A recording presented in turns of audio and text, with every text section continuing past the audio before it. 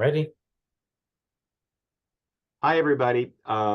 We are here with Adam Renteria today. He is my wonderful neighbor, but also I found out as we were talking when they moved in that he actually worked in the same lab that I worked at. So he's obviously cool. So Adam, welcome. Uh, there's a group of them that watch this pretty religiously. And then there's some of them I don't know if they watch it or not. They're talking to you, and you. Okay. So who are you and where do you come from? Oh, great. Well, thanks for having me. Again, Adam Renteria is my name. I am from originally Central California. So not everybody is familiar with the area, but if you know where Yosemite is, if you know where Sequoia National Park is, I grew up in a town called Visalia, very close to those two national parks. About 45 minutes to the gate of Sequoia National Park. It's a rural part of California. So, if you were fortunate enough to grow up here in San Diego and be by the beach, that's not what it looks like where I grew up.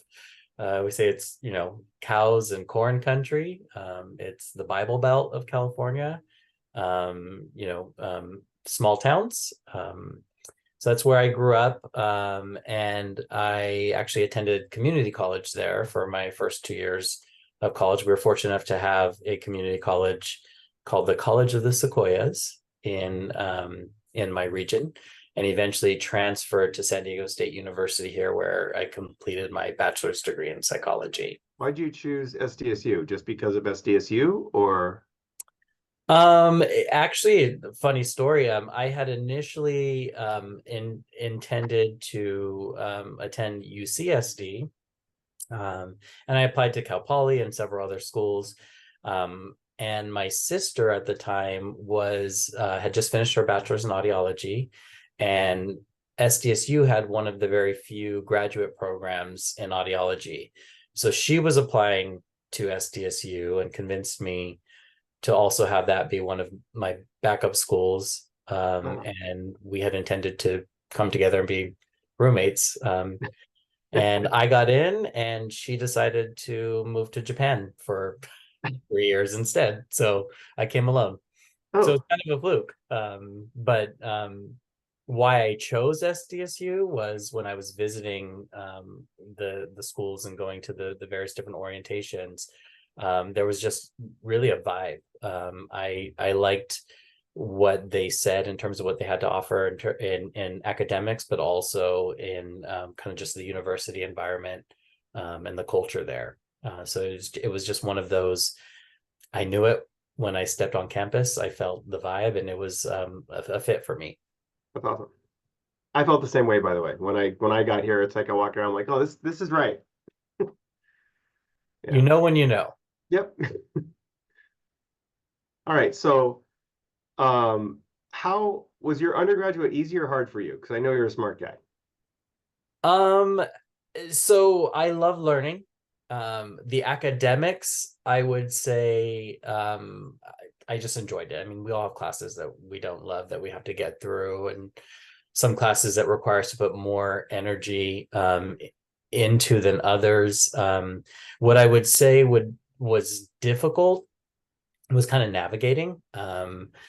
I was very close to being a first generation college student. My mom went back to school when I was in kindergarten part-time, and she finished her degree when I was a junior in high school to become a Wow. teacher. And I bring that up because I think I had certain experiences that were similar to first generation students, where you don't necessarily have a lot of guidance, like familial guidance, and how to navigate systems and what to look for, and that kind of support. So what I would say was difficult was really just kind of figuring out how systems worked. Did you lose me? Did I blink Yeah, out? you're kind of ghosting in and out with the virtual background. Okay, I apologize. Let me see if I can change camera. I don't know, Steve, if you can do some editing magic later. No, I Okay. can't. I dumped raw video up on there. Well, so we can still hear you just fine. So Okay, great. So yeah, I think the part that was difficult was figuring out how to navigate systems, find resources, get connected. I knew I knew pretty early on when I changed my major to psychology that I wanted to be a therapist. And I knew that there were probably things I should be doing in order to make sure that I was a strong candidate for graduate school, but I didn't know what those things were. Um, and so that's what I say was the difficult part. That took a lot of asking questions, getting out there, talking to other students, going to peer advising, talking to counselors, and figuring out pretty quickly what were the things that I needed to be doing in addition to, like, getting good grades in my classes and my coursework to be a strong candidate for graduate school. As a transfer student, I came in as a junior, and you really only have like 2 years to be getting those experiences, like the research experience, the internships, joining, extracurricular, groups like Psychi or the various different honor societies, networking with instructors and getting having deeper relationships so that when you request personal letters of recommendation later, that you have people who know you and know the value of your work. So Okay, so pause for a second.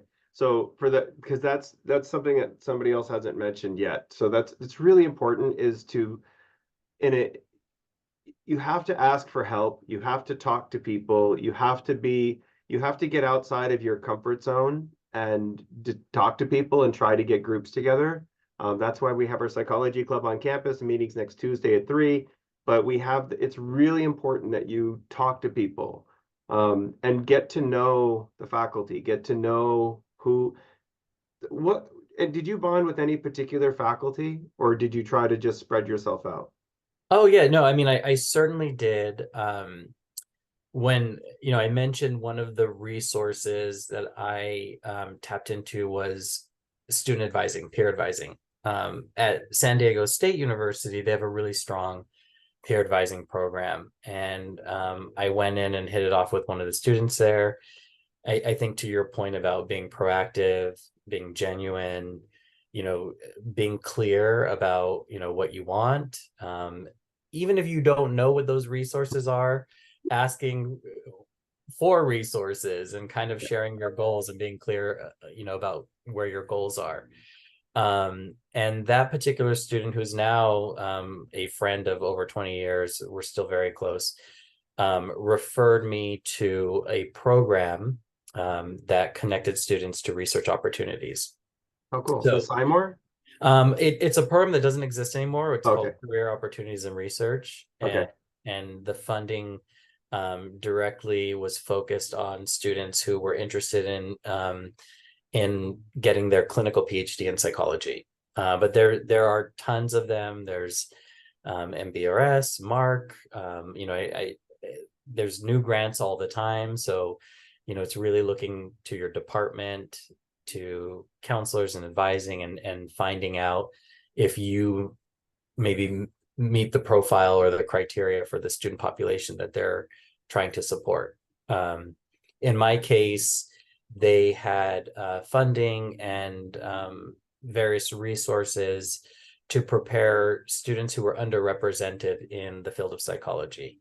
And so that could mean a number of things, first generation, even in my case, being male in the field of psychology, because we were underrepresented compared to it's highly, it's been historically, a female dominated field.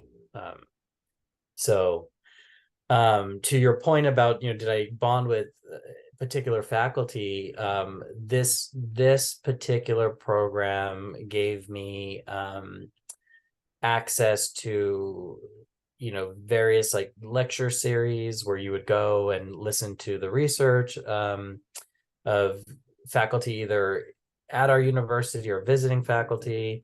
We were encouraged to follow up with these folks if there was an alignment in our interests.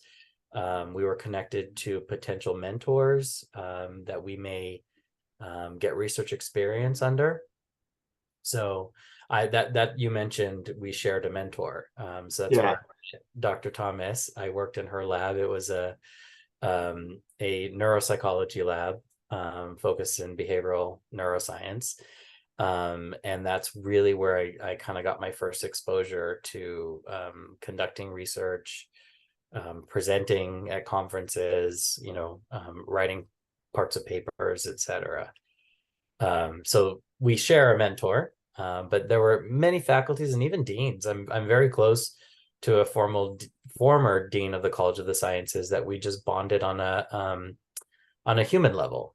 Um, and I think that that's a piece of advice that I would give is, if you're genuine, and you go in with an open heart, and you realize that your professors are also people that you can connect with. um, yes, it can be intimidating. They're people you look up to and you revere, and you want to be like them. They're important people, but they're also people, Yeah. right? And you can make connections on a human level. And those human connections go a long way when it comes to asking for letters of recommendation, or even they bring opportunities to you because they see you as a good fit. You let them get to know you and your talents. Yeah, and it's really the other really important part of that is that you can they know people who know people.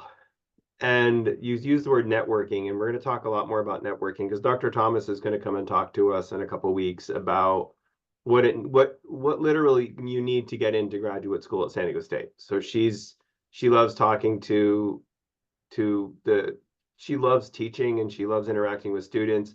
She's very scary and standoffish when you kind of meet her, but she's a really interesting person. And you have to get through she's just her scariness to get to her. She's only 4 foot tall, so she's not too scary in person, but she's a very big little person. He's very smart, and I Very think smart and very and I quick. think that that can be intimidating. Yeah. But to your point, a lovely, lovely human being. I mean, Yep. I received so really great mentorship from her. Yeah. And so okay. So you're chugging away at San Diego State.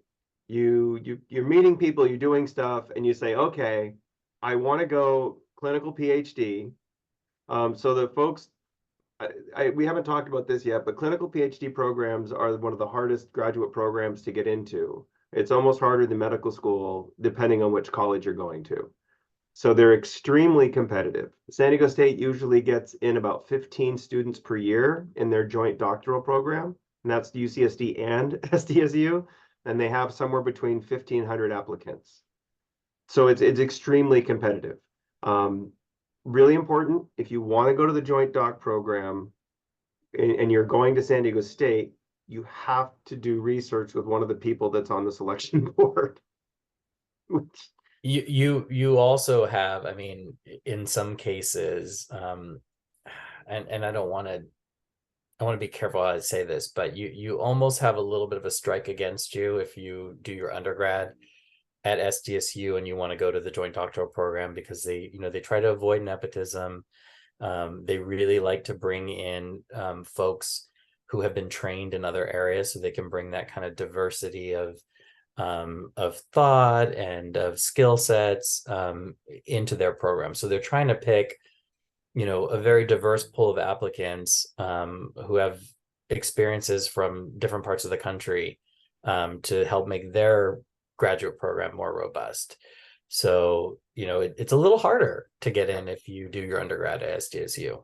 And it's really important that and for the same reason that if you're applying to joint or doctoral programs, go places like Alabama, go places because I got into University of Tulane, Louisiana, go to Maine. Don't be afraid to abandon the house for a couple years. So where did you end up in a PhD program? I did not. I did all the things. I had some great summer research internships. I went to Boston University. I was the only non-bio student to be accepted to their summer program. I worked in a neuroendocrinology lab. We share that neuropsych was our background, and I was really interested in kind of some of the hard science Um, and you took the right courses, had a good resume. I applied to 15 programs. $200 each back then. Oh, it was, yeah. I mean, it wasn't cheap. Fortunately, again, know your resources. You can sometimes find aid and support in reimbursing you for some of those costs. If you dig, there is funding out there for students for various reasons. Um, I was all set to go. And then life happened, because we're not just students, we're people who are growing and developing and figuring things out in our personal lives as well.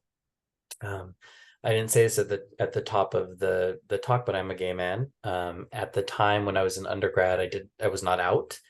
I mentioned growing up in a small rural town. It was very religious. I came from a religious family. I was not comfortable being out until much later in life. And so when at the time that I was transitioning out of undergrad and planning to go to grad school, was also a time that in my life I was dealing with a lot of personal issues around coming out and starting my first big relationship. And I at that time I chose to kind of focus on that part of my life development and put a hold on going to graduate school. And so within, that year, I did decide that I didn't want to be so off track. I didn't want to get too far off track from my goals. So I ended up going to and accepting the master's program at San Diego State as my backup program. And again, this was in an effort to not completely abandon my goals and to keep making progress towards where I wanted to go, kind of maybe putting a pin in the PhD. Um, Bookmark. and Just save that for later. right, right. That just felt like that was a little bit of a safer option for where I was in life at the time. And for the folks who are wondering what that means in terms of the master's versus the PhD, there's lots of different types of master's programs you can go to. The program at San Diego State that I entered into is what we would call like an experimental master's. That's what I got to. It very much looks like the first 2 years of your PhD program look like. And the idea being that, if you do really well and you excel there and you apply to PhD programs, then you're a strong candidate for those PhD programs because you've already proven that you can do the work successfully. So that was my goal at the time, was finish this master's and reapply. And then, maybe I'd be in a position to move, relocate. To your point, Steve, go wherever you get in. At that time when I initially left undergrad, I wasn't ready to kind of abandon my life. And I think you said abandon the house. Yeah. The house needed some work. So so that kind of put me on the path or the trajectory that took me to where I'm at today. I completed my master's in 2008. And again, this is an experimental master's. I wanted to go to the clinical PhD program because I wanted to be a therapist. The master's that I got had no clinical training. So, I was not able to pursue licensure and become a therapist. I could teach community college, or I could go to a PhD program. Or, one thing that is important to note is that the master's degree in psychology is a very valuable degree with broad application to do lots of different things, because you get very hard skills around critical thinking, conducting research. And then you also have those soft skills in psychology, communication, those kinds of things. So there's broad applicability. But as far as on a professional level, what can you do? You can do research as a professional researcher, research assistant at a university, for biotech, for various different organizations. You can teach community college. Sometimes you can lecture at a four-year institution as a lecturer. You can work nonprofit. Lots of things you can do with a master's in psychology. Um, at that time, I was still kind of on the fence. Will I, won't I get the PhD? So I went straight into being a research assistant at UCSD for a couple of years. I had been a TA in my master's program, a teaching assistant, and I loved teaching. I love the subject of psychology. I love sharing why I'm passionate and seeing other people passionate about it. So I did decide to start taking on adjunct courses as an adjunct faculty. I'm not sure if you talked to your class about the difference between a full. We did not talk about the freeway flyer route. So if you want, okay. So explain what it just quickly because I want to talk about your where you are now. But just can you give us a rundown what it's like to try to just piece together a faculty job out of part-time work? Yeah, it's hard. Yes. It's hard, and it's thankless, and it's difficult, and it can be, you have to be resourceful. You, depending on the institution, you don't always have clear instructions or a lot of support. You're kind of on your own. And at the end of the day, I think a lot of students don't know the difference if their professor is, a full-time employee or somebody who's doing one or two classes on the side. So you still are committed to being a good instructor and being, giving them a strong curriculum, right? But you're kind of on your own. You don't get insurance. The wage, and I don't know, it's been a while since I taught, but when I was teaching, you don't get paid the same. It's not one-to-one in terms of what you, Steve, would get paid to teach a course versus what I would get paid to teach a course. So just for the disclosure, during my faculty role, I do a lot more other things than just teach, Right. but I get $76 an hour or whatever in my classes. As an adjunct, I also teach part-time. As an adjunct, I get paid $56 a class or $56 an hour for class. So there's $20 difference between an adjunct's pay and a full-time pay. And theoretically, that's also because I'm doing committee work that we Right. don't keep time for, and I'm doing department stuff, and so we do a lot of other things. But the problem with the adjunct is that typically the adjuncts teach about 70% of our classes. And it's changing. There's laws saying that they can't, but it's really hard. Like next semester, political science is going on sabbatical. All the political science courses are going to be taught by part-timers. And you don't get the support. We have paid office hours now. You get health insurance if you teach more than two classes a semester. So you teach two classes a semester and then three the next semester, you get insurance. So there is a lot better now than it was. But back then it was literally you just show up, you teach your class, you get your check, thanks for coming, and just don't bother us. Right.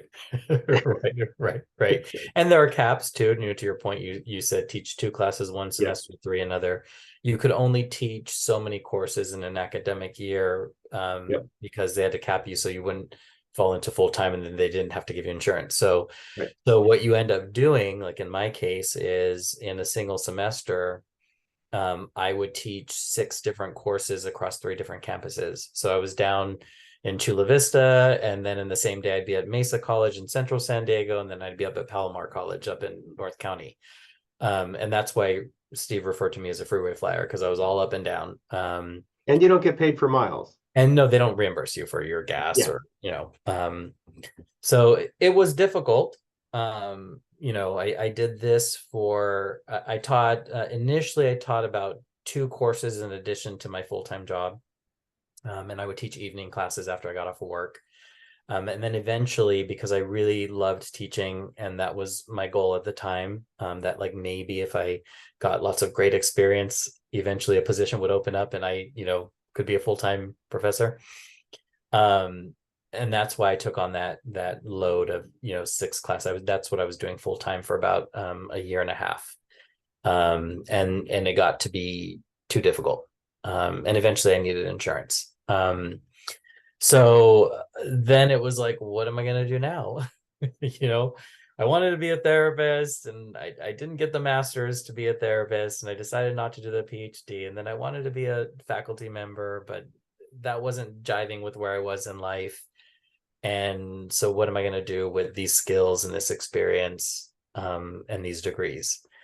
Um, had to do a lot of soul searching. I think each time I shifted gears, I dealt with lots of feelings of fail, like, am I failing? I'm not achieving my goals. I was such a strong student. Why am I not where I wanted to be? But no, I'm good at this. Right. I love this. I loved research. I loved teaching. Like, why is this so hard? Yeah.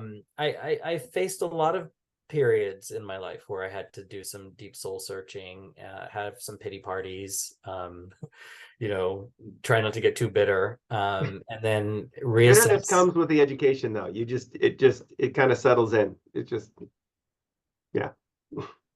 Yeah, and life isn't always linear or clear cut. I mean, some people do have a very, 1, 2, 3 path. Others don't, because like I mentioned, I think just there's the other part of our lives that are not the academic part or not the career part, but we're juggling a lot of things. Yeah. And of course, we live in an expensive world and we have to survive. And so sometimes you make decisions in the short term, or you make shifts for reasons of survival. So at that time, I was really trying to stay in the field.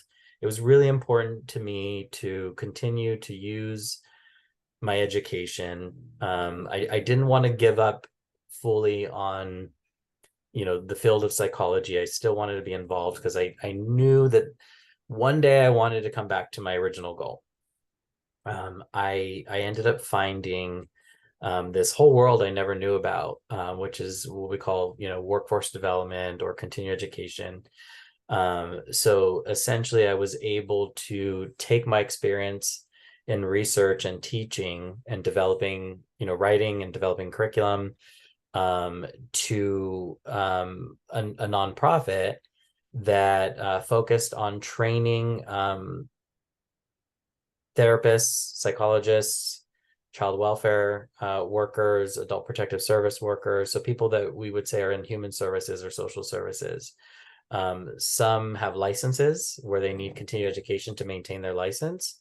Others have training requirements that are handed down through the state, or through the local county initiatives.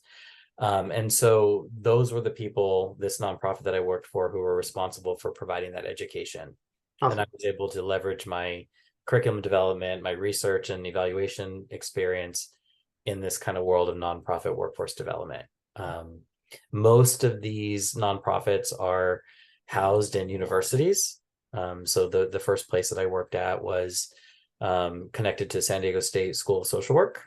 Mostly in name only. We functioned as a kind of an independent nonprofit, and all of our money came from state or counties, and those were the people that we were responsible to delivering our learning products to.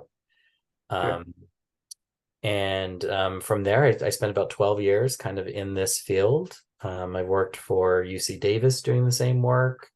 I've worked for a different program at San Diego State, and then I most recently was a program manager for this behavioral health training academy back at San Diego State, where I started about 12 years ago.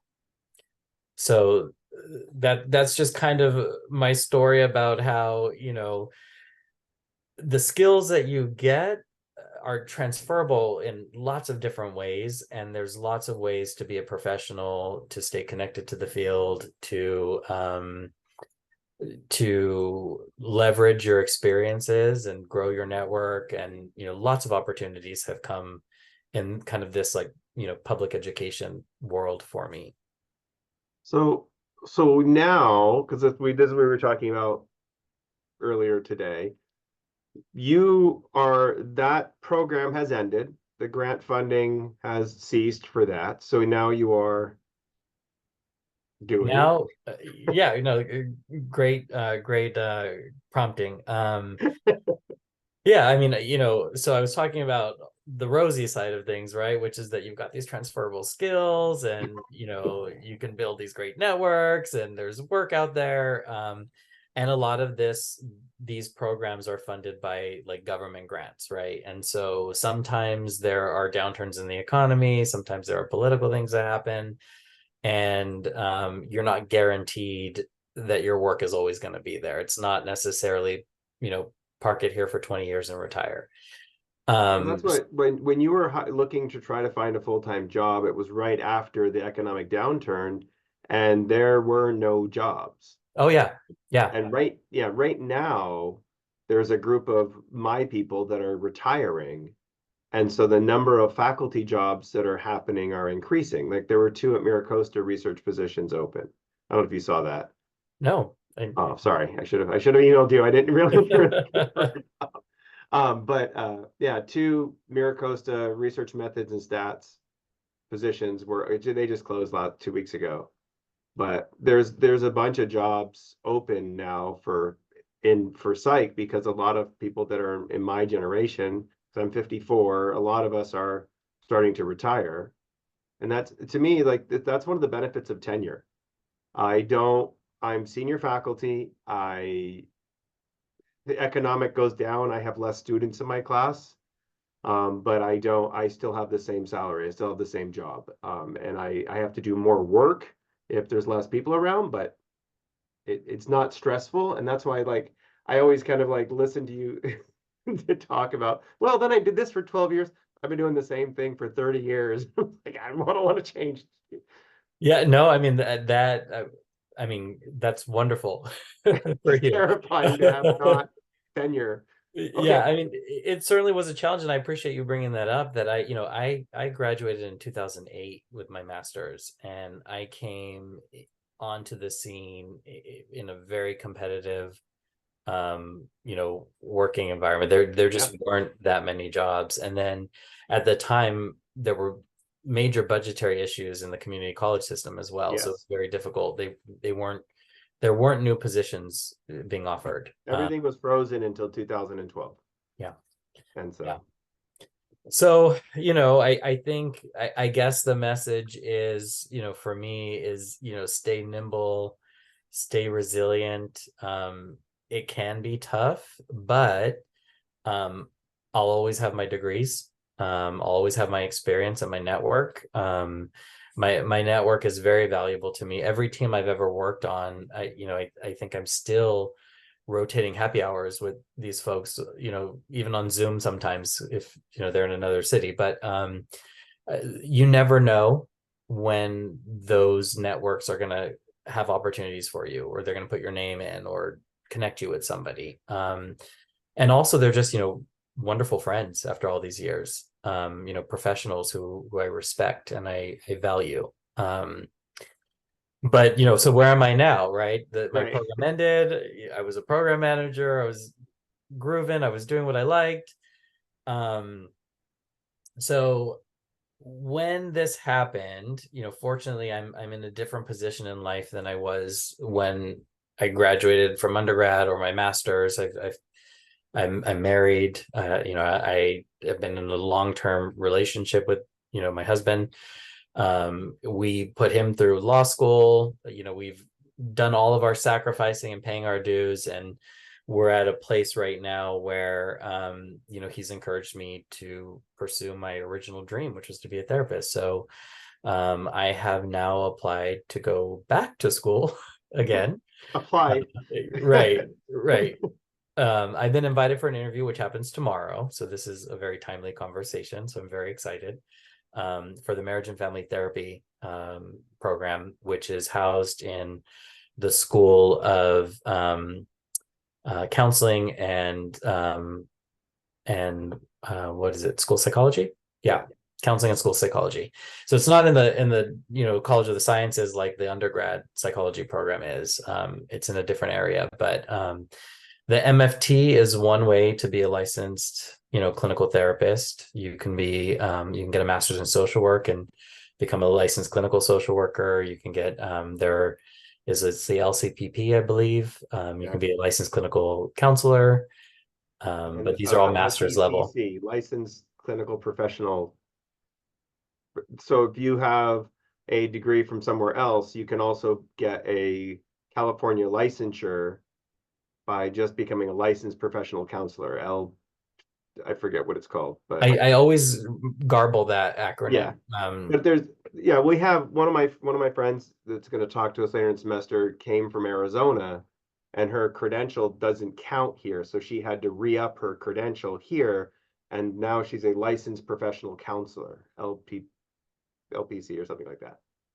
Anyway, but so why did you choose the MFT versus the LCSW? Because you've been kind of doing the social work thing for the last couple of years. Why did you choose the counseling and the MFT?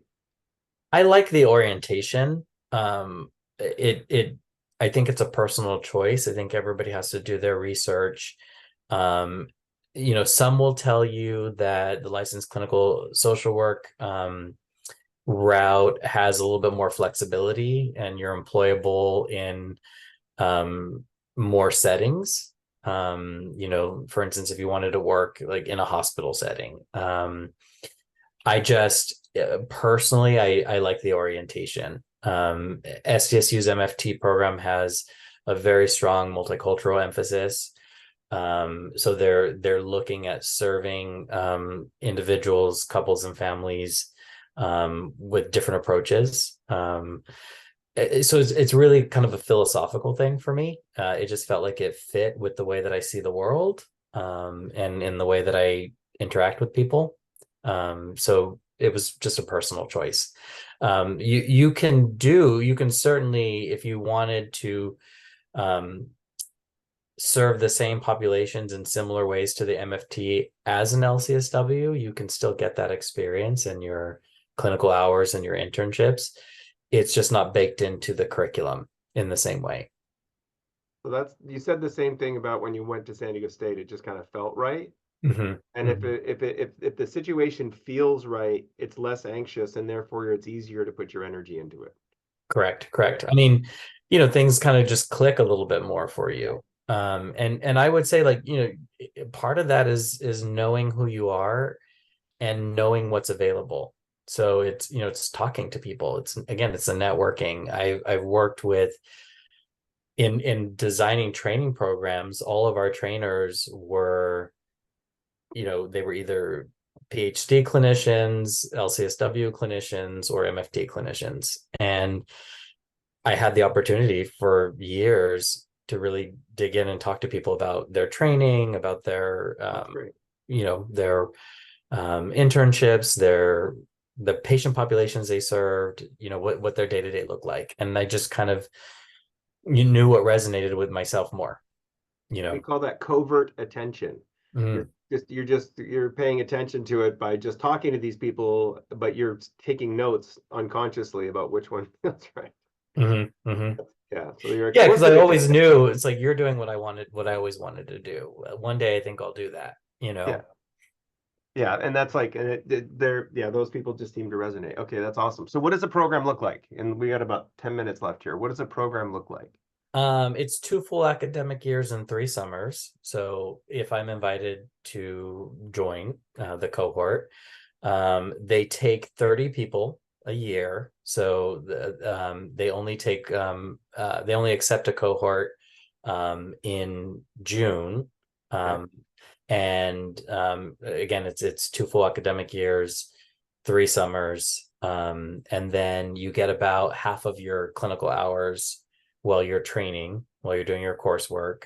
And then once you graduate, you have to get your clinical hours and get clinical supervision in whichever way works for you through internships, right? Some people go and work for the county, and there's pros and cons to doing that. Some people will pay an established clinician to supervise them, and they'll work with a practice group. So there's lots of different ways you can do it. The MFT requires you to get a certain number of hours in what they call like different buckets. So you have to serve different populations, a certain number of hours with each population before you meet all your licensure requirements, and then you take your licensure boards. So all told, it'll be probably like a good 3 years that I have ahead of me of training But it's before. now you're in. So the cool thing is that even though you're of age, you're grown up, you have responsibilities, you have a house. Now you're actually doing something that's leading to you what you really want to do. Yeah, So it's not 3 years of work, it's 3 years of fulfillment, really. right, right. That's awesome. And I know, community colleges have um a diverse student population. So, everybody might be listening, whoever's listening to this might be in a different phase in their life. What I would say, now in my 40s, I think I have a different orientation of time. I used to say for many years, especially in those challenging points where I had to pivot and change course correct and change directions, that like, oh, I just got the wrong masters. If I knew then what I know now, I would have taken 2 years off. I would have figured myself out. I would have assessed that I didn't want to do the clinical PhD because I didn't want to be an academic, working at a 4-year institution doing research, writing grants, and I would have done the MFT back then. But now I would say I wouldn't trade my network, my experiences, my insights for anything. And to your point, Steve, time is going to happen. Time goes by fast no matter what you do. Right. It's not a race to the end. Hopefully You it's not a just race to have the to end. win. We're here in the here and now. And I do, trust me, I know challenges. I know financial struggles, I know student debt, I know, you know, being underpaid and overworked. But you don't have to do what you're doing forever. You can have a long-term vision and a plan, and you can do what you need to do right now.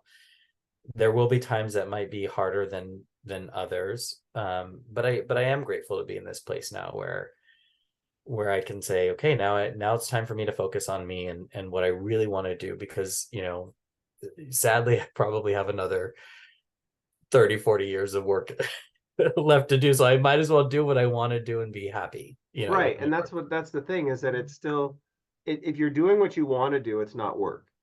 Right. It's like, I mean, honestly, coming in to do stuff in here, it's not work. I get to come to campus.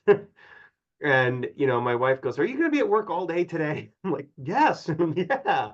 And it's one of those things where there's once you find that passion, it's always there, and you can do a lot of other stuff and still get that same reward. Yeah. But Yeah. when it's like, now that you're now that you paid for Nick's school, Nick's turn to pay for your school. In to be real, that's the discussion we had. Yeah, I was facing another point at which I'm like, well, do I want to go for another grant funded position and be a program manager? It's stressful. You're underfunded, under resourced. Is this my life's work? And I knew the answer was no. And in our relationship, we were able to discuss that and negotiate it. And he said, you supported me through law school. It's your turn to go back and that's awesome. do what you want to do. But I also want to touch real quick on something that you just said, because I think I don't want to paint this picture like I've been stumbling through careers miserable this whole time. No, no, no. Yeah, okay. That's I didn't mean it that way if I said it No, that no, no, no, no. way. You Okay. you you said the opposite, and I just kind Okay. of want to highlight that. I've done my best in whatever I've done, and I've walked away from each experience with things that I'm very proud of and accomplishments. I mean, I have some of the stories and the changes that have happened to me because of my interactions with students when I taught, will forever be with me. They changed me for the better, and I'm immensely proud of those years that I taught at community college, and I made connections with students, and some of them have actually gone on to get their PhD in clinical psychology. So I'm very proud of many things that have come from the work that I've done, getting to where I'm at now. So Right. I wouldn't trade any of those experiences, any of the people, any of the lessons, even when they were hard at the time. Parts of them were, there were moments that were hard. Right. And that's the cool, that's one of the things that you kind of realize that everything's not going to be perfect, but you can find like the connections and the people. And if you're the kind of person that doesn't burn bridges, um, you know, the kind that my buddy that was just texting me right now, sorry, um, he's the kind of guy that every job he's ever left, people were sad to see him go. And I think that that's kind of a motto to leave, is that you want to leave wherever you go on a positive note, because you, even though there's like, I remember you being stressed about stuff when you were working as the supervisor. There was just meeting after meeting after meeting, and you're just encamped in your house all day in front of a computer. But you could really see the benefit of it. So that, Right. you know, I don't want to say drudgery, but that Zoom fatigue was worth it because you could see the outcome and you could see the benefit. Right. And Right. so I just think that, so for a lot of the folks watching, is that when you find that thing that sparks your interest, don't lose sight of it. But it's okay to do something else. And that's like what Marvilla last week is, if she started talking about her love of English, and now she's doing something that uses her language skills. And you said it really well at the beginning, the soft skills of psychology.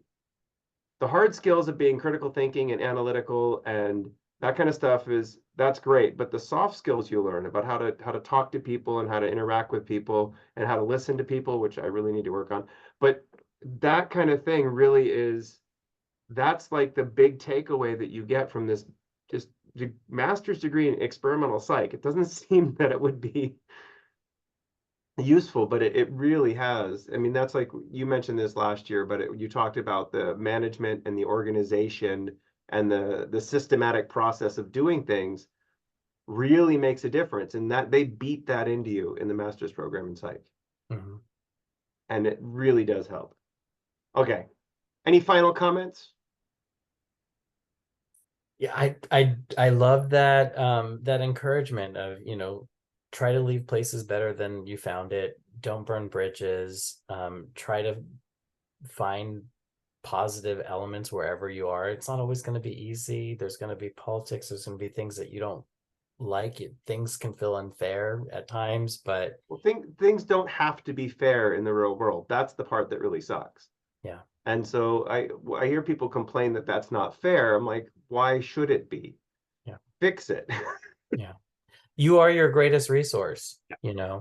So I think that's kind of my final takeaway Awesome. or Oh, giveaway. giveaway. What there's a as opposed to hindsight, we look at forward thinking versus hindsight, and there's a word for it, but I don't remember. Okay, thank you, everybody. Thank you.